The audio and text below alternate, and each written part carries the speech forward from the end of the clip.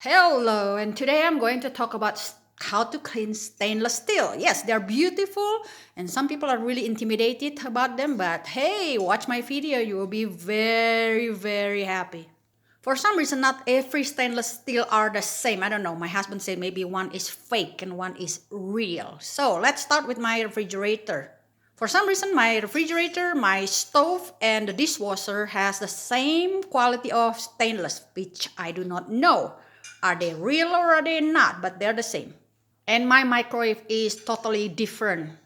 Okay, let's start with my microwave. Like smear them, put my fingerprint all over them, okay? I don't know if this is dirty enough. Apparently 409 work on them. I either spray on them and then using a very clean material. Did I say just now? Clean, okay? Clean. Something clean. Clean paper towel that you never use or towel, kitchen towel that you never use. And in no time and effortless, they're clean.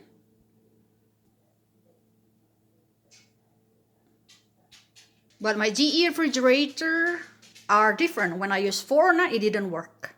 It's getting messier. So let's see how to clean them.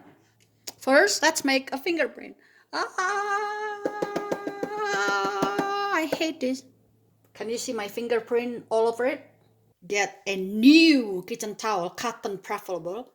New, did I say new? Okay, so if you use them before for just hand, it's okay. But if you use them to wipe your kitchen counter, oily stuff and everything, don't. It will not work. So a new kitchen towel, damp them with a little bit water, and simply wipe that area, maybe in the circular motion, maybe in a strike motion like this.